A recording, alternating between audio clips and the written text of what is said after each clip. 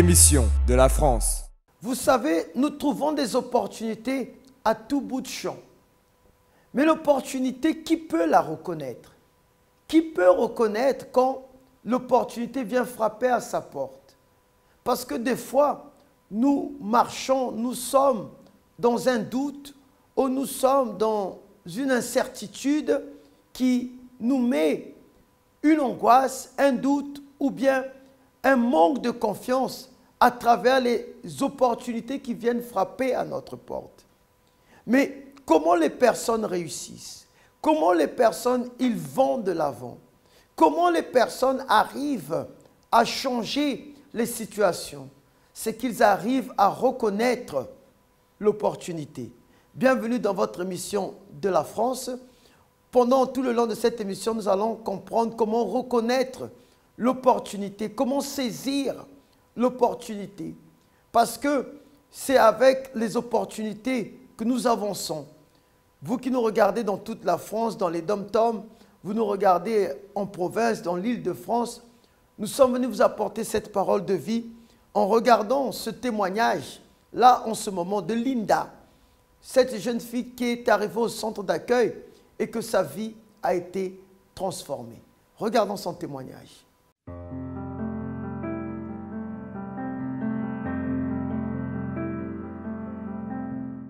Madame Linda, comment était votre vie avant que vous soyez arrivée au centre d'accueil universel et quand est-ce que la campagne d'Israël est entrée dans votre vie et qu'est-ce qui a changé dans votre vie?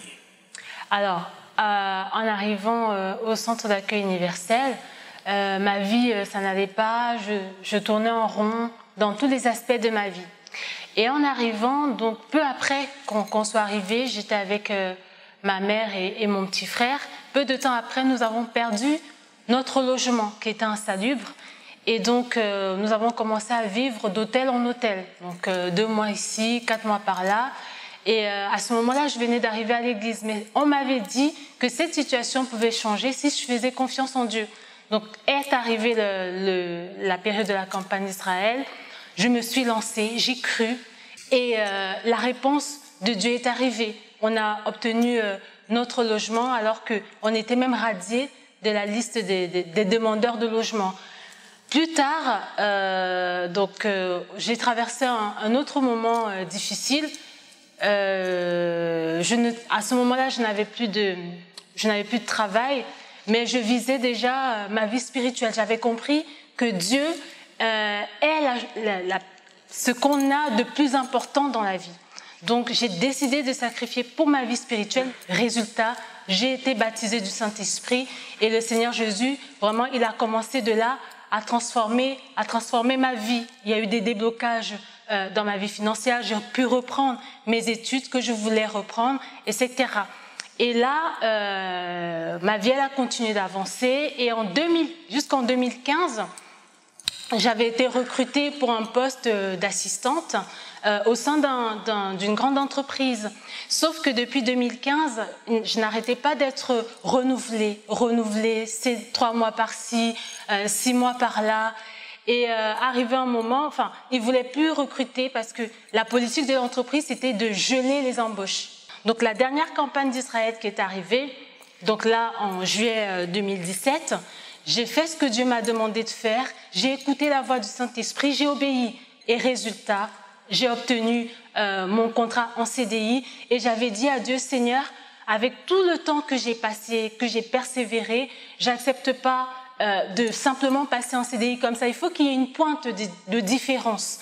Et effectivement, Dieu m'a honorée parce que je travaillais donc pour la filiale et j'ai voulu avoir le contrat de la maison mère parce qu'il y avait de meilleurs avantages, etc. Donc j'ai demandé ça à Dieu et c'est ce qui s'est passé à la surprise de mes collègues qui croyaient que je n'allais plus être embauchée parce qu'on avait gelé les embauches, mais moi, le Seigneur Jésus, il m'a honorée. Madame Linda, nous vous remercions pour votre témoignage. Merci à vous. Et que Dieu vous bénisse. Amen. Amen. Congrès pour le succès. Pour le succès économique, professionnel et administratif. Recevez des conseils pratiques pour résoudre vos problèmes économiques et administratifs. Découvrez comment avoir une vie professionnelle épanouie. chaque lundi à 10h, 15h et 19h30. Également à 7h, midi et 20h au siège. Pour plus d'informations, appelez-nous au 01 53 35 85 11 ou visitez notre site centredaccueil.fr. Congrès pour le succès. Chaque lundi dans tous nos centres d'accueil. Le temps. On court tous après le temps. Le temps pour travailler. Le temps pour rentrer. Le temps pour encore travailler ou combien de temps il nous reste avant la fin de la journée. Le temps pour la famille, pour les amis. Le temps qui nous reste encore pour finir, pour rentrer, pour retravailler. Et le temps de comprendre qu'est-ce qui s'est passé. Le temps de comprendre pourquoi cela n'a pas marché. On court tous après le temps, mais prenons-nous le temps de respirer. La radio positive. Sélectionnez l'application et écoutez des messages positifs. Des musiques calmes, positives. Écoutez ce qui vous apaise.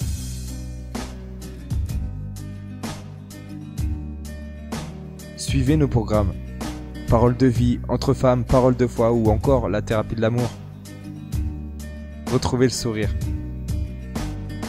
Prenez du temps avec votre famille en visitant notre site ou encore notre Facebook, notre Twitter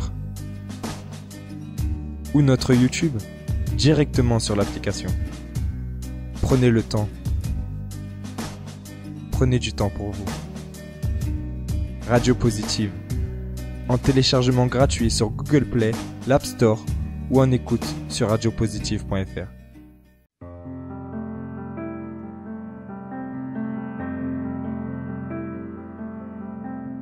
Alors de retour, vous avez pu voir quand on dit saisir une opportunité, reconnaître l'opportunité. C'est ça qui change la situation, comme Linda qui a manifesté sa foi à travers l'opportunité qu'elle a reçue pour la transformer sa vie financière. Je vais vous raconter une histoire qui est une histoire biblique, bien sûr, l'histoire de David. Comment David a pu être roi? Comment David s'est trouvé dans cette posture de grandeur, de direction, de dirigeant plutôt, excusez-moi, de royauté, parce qu'il y a une opportunité qui s'est offerte à lui. Peut-être on l'avait oint comme roi, mais pendant que l'opportunité n'était pas là, il n'a pas saisi cette opportunité. Mais comment elle est venue? Comment il l'a reconnue? Parce qu'il n'a pas accepté la situation dont l'armée d'Israël était en train de vivre. L'armée d'Israël était en train de vivre des humiliations, des provocations et même, je peux dire, un effrayement de la part de Goliath. Et quand Goliath commençait à menacer, David, il a reconnu. Il a dit, c'est pas possible que cet homme vienne défier l'armée de l'Éternel. Cet homme ne peut pas défier l'armée de l'Éternel. Et c'est là qu'il a reconnu que non, si Dieu est avec moi, alors cet incirconcis, comme lui-même le mentionne, ne peut pas dominer sur nous. Il ne peut pas nous accuser. Il ne peut pas nous dire qu'on ne peut pas réussir, qu'on ne peut pas le vaincre. Et là, il a reconnu l'opportunité de glorifier le nom de Dieu. Quand vous venez au centre d'accueil, c'est cela qu'on vous enseigne. Alors, il a reconnu l'opportunité. On va regarder ce témoignage. Encore une autre personne aussi qui a reconnu l'opportunité et qui a pu la saisir et qu'aujourd'hui, sa vie a été transformée.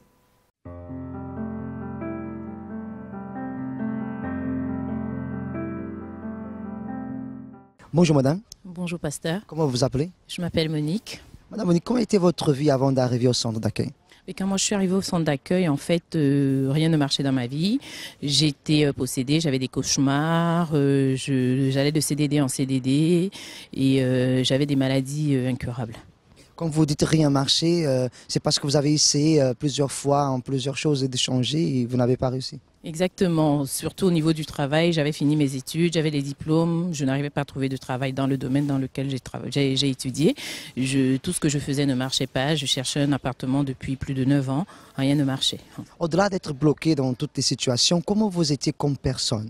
J'étais quelqu'un de très colérique, très nerveuse, je laissais rien passer, le moindre regard me rendait nerveuse, je tapais facilement les gens, je ne parlais pas mais j'agissais par la violence en fait. Vous avez dit que vous avez aussi des cauchemars, donc j'imagine que vous avez passé de nuits claires, de nuits sans dormir, et cela allait peut-être préjudiquer votre jour au lendemain. Tout à fait, je rêvais que les avions tombaient sur moi, que les animaux me poursuivaient, c'était vraiment des nuits blanches que je passais parce qu'après j'arrivais pas à dormir, j'avais peur. Donc cela a été votre vie pendant combien de temps? Oh là, pendant plus de 30 ans. Hein. Depuis que j'ai eu... après mes 16 ans, c'est devenu pire encore. Donc ça a duré une trentaine d'années.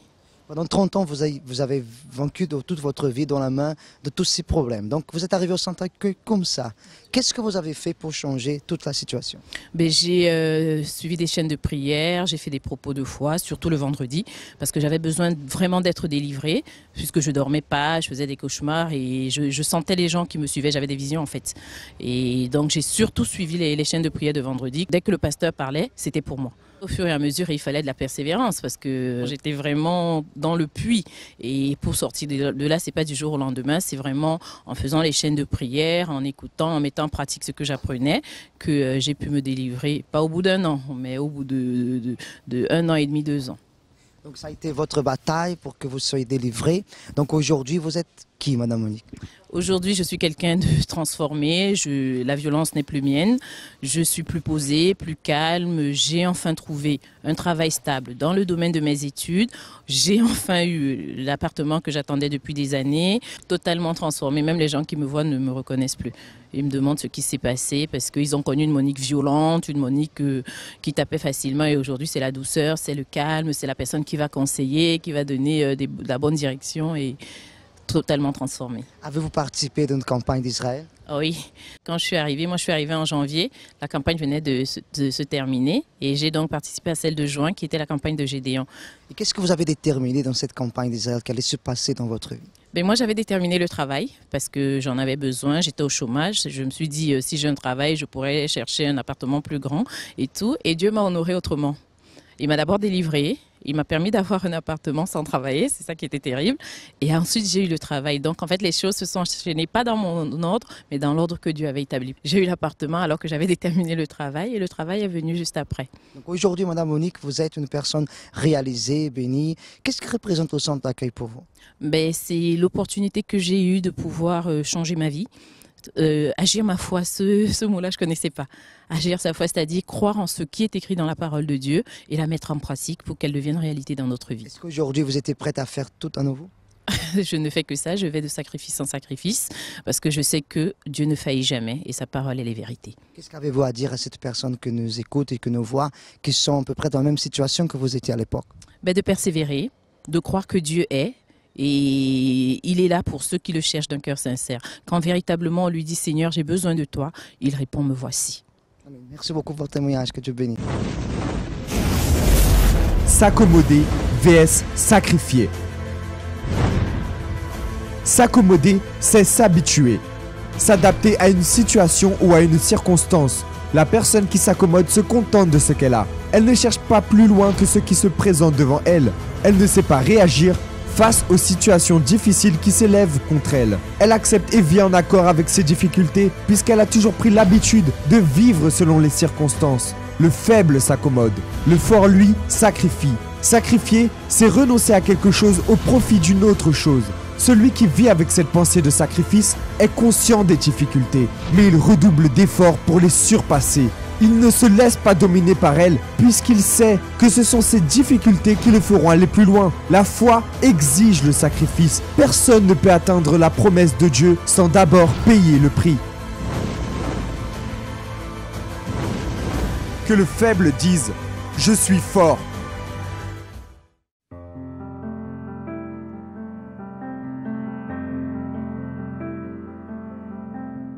Madame Monique a pu saisir, reconnaître l'opportunité. Regardez toutes ces années qu'elle était pendant 30 ans en train d'être perturbée. Mais quand l'opportunité est venue, elle a reconnu.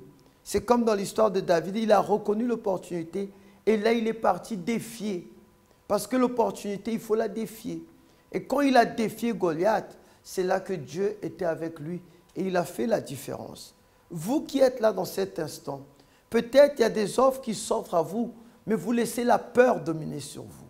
Il y a des offres qui viennent à vous, mais peut-être vous laissez l'angoisse, l'amertume prendre le dessus. La négativité d'un échec quelconque qui a été fait dans le passé et qu'aujourd'hui, vous êtes en train de vous rattacher encore avec ce passé.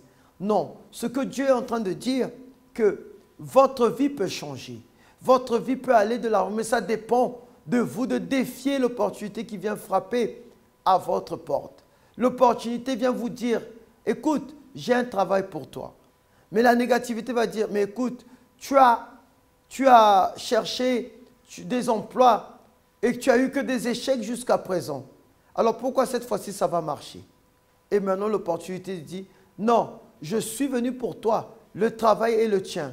Maintenant la personne qui croit, la personne qui a la certitude, la personne qui a l'assurance, elle va de l'avant, elle fonce. Donc, vous qui nous regardez en ce moment, on va encore regarder un autre témoignage de Madame Albertine, cette femme qui est arrivée au centre d'accueil, qui était même victime de beaucoup d'injustices. Aujourd'hui, la justice a frappé à sa porte.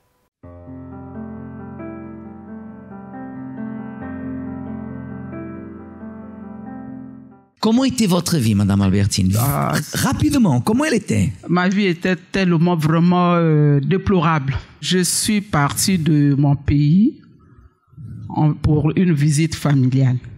J'arrive ici, je restais chez mon fils et en raison de santé, je suis restée parce que je ne pouvais plus regagner mon pays. Et après quelques mois, mon fils m'a mis dehors avec sa concubine. Je traînais partout, je dormais partout. J'avais un neveu prêtre à Colmar, à Strasbourg. Je suis partie là-bas et à mon retour, j'ai été incarcérée par la police à cause de la situation irrégulière. Là où on m'a mené au cachot, je ne pouvais pas voir personne, que ce soit le matin ou la nuit, je ne voyais personne. J'étais presque perdue. Et là où j'étais, dans cette salle, il n'y avait pas de lit ni quoi, c'était le sol comme ça, mais j'avais seulement mon manteau. On m'a mené au centre comment on appelle, de rétention de là-bas. J'ai fait 1 mois et on a appelé mon neveu prêtre là. Oui, il était venu chez moi. Vous pouvez venir la chercher. Il fallait vivoter, j'avais un peu d'argent avec moi, vivoter dans des hôtels de Château-Rouge à dormir. Et après, j'ai vu la voisine là où j'étais. J'ai dit, mais vraiment, je ne sais pas comment je vais faire pour mes papiers. C'est elle qui m'a orienté au centre d'accueil, mais elle n'est plus là. Le jour que je suis venu, ce qu'on prêchait, ça m'a touché. J'ai dit, bon, ben c'est là, ce que je suis en train de vivre, c'est ça. Et après quelques jours, nous sommes rentrés dans la campagne. Je suivais mes chaînes de prière d'abord. Après quelques mois, j'ai eu mon récépissé. Parce que depuis là-bas, là où j'étais, en prison, ils m'ont fait une note que j'ai donné ça à la préfecture. Je me suis retrouvé avec des récépissés pendant 1 mois et 1 an. Je dis non, ça ne va pas. Je suis allé à la préfecture de Versailles. Je dis, mais qu'est-ce qui ne va pas? Après quelques mois, on m'a donné résidence.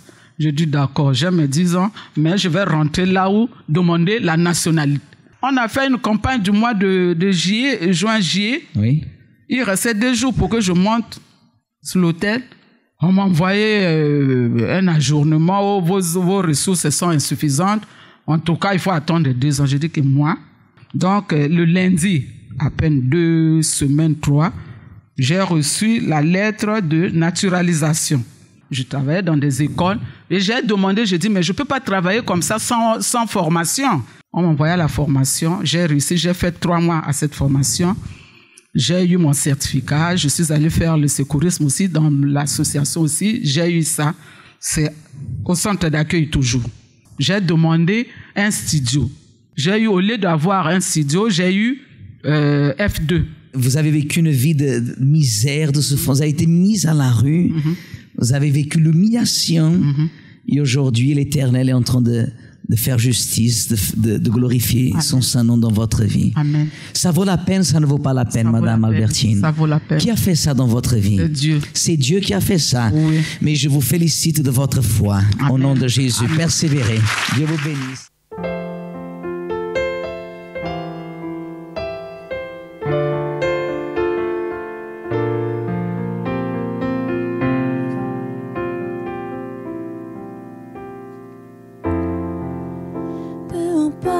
Qui tu es, peu importe ce que tu as fait,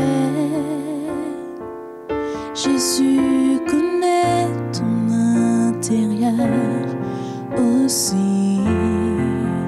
Tant de fois tu es tombé, essayons de changer, mais la tristesse et le désespoir t'ont fait pleurer.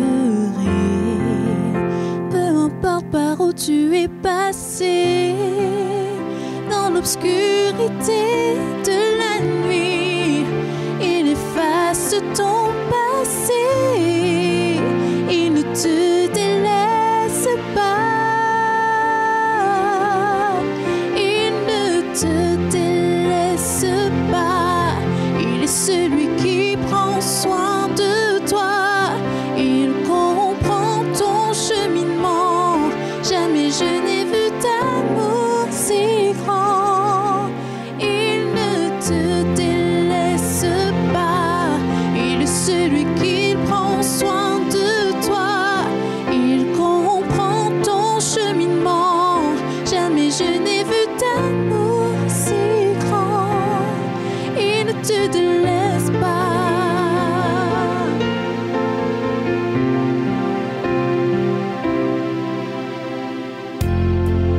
Peu importe qui tu es, peu importe ce que tu as fait, Jésus connaît ton intérieur aussi. Tant de fois tu es tombé, essayons de changer, mais la tristesse et le désespoir t'ont fait pleurer.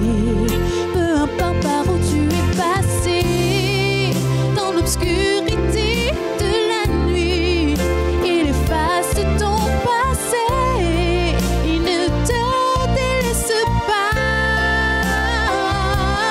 il ne te délaisse pas, il est celui qui prend soin de toi, il comprend ton cheminement, jamais je n'ai vu d'amour si grand, il ne te délaisse pas, il est celui qui prend soin de toi, il comprend ton cheminement, jamais je n'ai vu d'amour si grand, il ne te délaisse pas.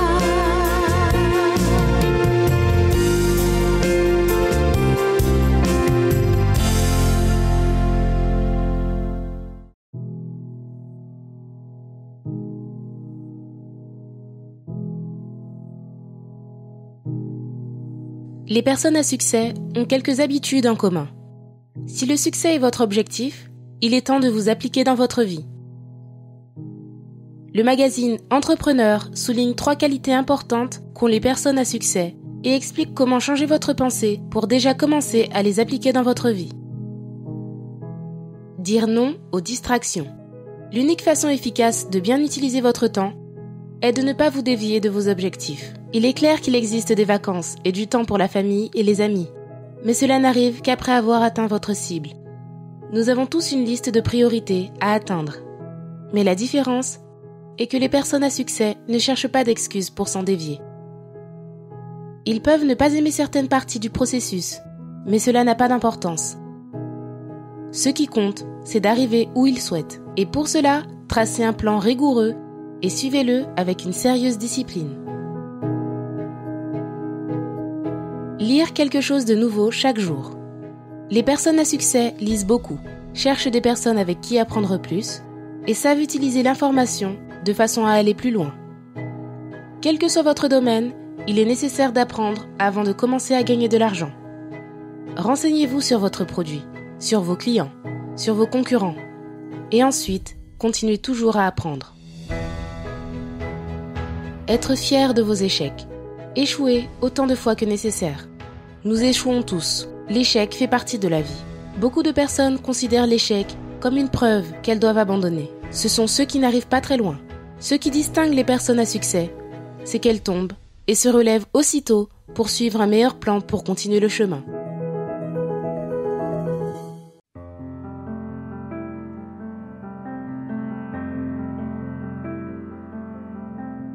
Alors l'opportunité vient de frapper à votre porte. Est-ce que vous la reconnaissez? Est-ce que vous voulez la saisir? Maintenant, c'est à vous de faire. À voir les témoignages que vous avez pu voir de Madame Albertine, de Madame Monique, de Linda. Ces 3 personnes, l'opportunité a frappé à leur porte et ils ont saisi. Et voici l'opportunité qui vient à vous. Si vous voulez venir nous joindre, nous sommes au 254 rue du Faubourg Saint-Martin, Paris 10e. Et vous pouvez emprunter la ligne 2, 5 et 7 et descendre à Stalingrad ou la ligne 7 et descendre à Louis-Blanc. Le bus, c'est le numéro 54 qui passe devant l'enseigne du centre d'accueil. Soit vous descendez à Stalingrad ou vous descendez à Louis-Blanc, à 5 minutes de marche. Vous y êtes. Et si vous voulez en savoir plus par rapport au centre d'accueil le plus proche de chez vous, vous pouvez aller sur notre site internet centredaccueil.fr ou bien appeler le numéro AMI 24 01 53 35 85 11. Je répète encore, 01 53 35 85 11.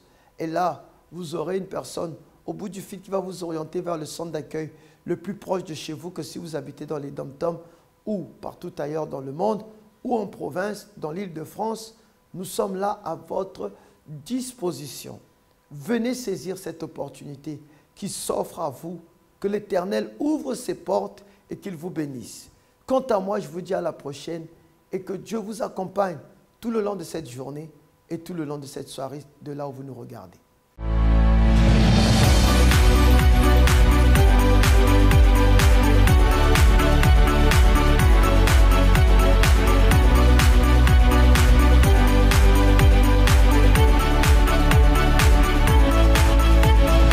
Émission de la France.